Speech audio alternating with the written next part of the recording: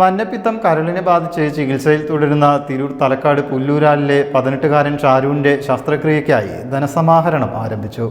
ജീവകാരുണ്യ പ്രവർത്തകനും AAK group ചെയർമാനുമായ പാറപ്പുറത്ത് ബാവഹാജി ആദ്യ ധനസഹായം കൈമാറി.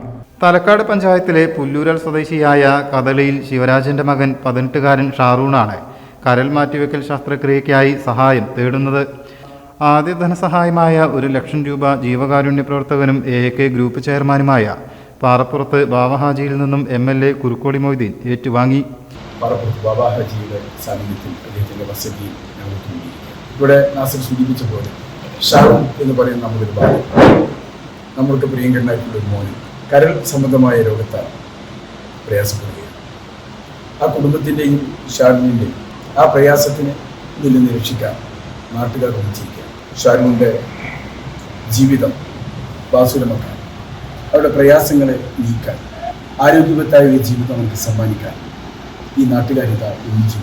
ഞങ്ങളുടെ എല്ലാ കാലത്തെയും മാതൃകയും ഇത്തരം പ്രവർത്തനങ്ങളിൽ ഞങ്ങളുടെ നായകനുമായിട്ടുള്ള ബാവഹാജിയുടെ ചികിത്സാ സഹായ committee chairman Tirur block panchayat member T. Ismail, convener Kasim, treasurer ward member P. Vasantha, Nasar Kuttur, Prakashan Kuttur, Beeran Varikkat, Sameer Kuttur, Aravindakshan, Basheer Pullur, മഹല്ല് സെക്രട്ടറി ബീരാൻകുട്ടി, അബ്ദുറഹ്മാൻ, പുല്ലൂരാൽ ജുമാ മസ്ജിദ് ഖത്തീബ്, മൻസൂർ ഫൈസി നിസാമി തുടങ്ങിയവർ സംബന്ധിച്ചു.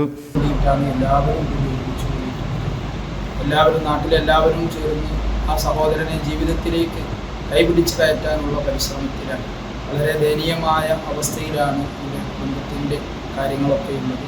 എല്ലാവരും നിങ്ങളുടെ ഭാഗത്തു നിന്നൊക്കെ ആ പരിശ്രമത്തിന് കഴിയുന്ന രീതിയിലുള്ള സഹായങ്ങൾ, സഹകരണങ്ങൾ, പ്രാർത്ഥനകൾ. കുടുംബത്തിൻ്റെ അത്താണിയായ ഷാരൂണിനെ ജീവിതത്തിലേക്ക് തിരിച്ചു കൊണ്ടുവരാൻ 40 ലക്ഷത്തോളം രൂപയാണ് ചെലവ് വരുന്നത്.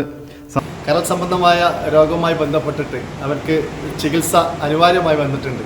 ആ പാവം പയ്യൻ്റെ ജീവൻ നിലനിർത്താൻ ആവശ്യമായ ഒരു ഹോസ്പിറ്റൽ ചിലവുമായി ബന്ധപ്പെട്ടിട്ട് 40 ലക്ഷത്തോളം രൂപയാണ് ചിലവ് വരുന്നത്. വളരെ ദയനീയമായ ഒരു അവസ്ഥയാണ് അവരുടെ കുടുംബത്തിന്.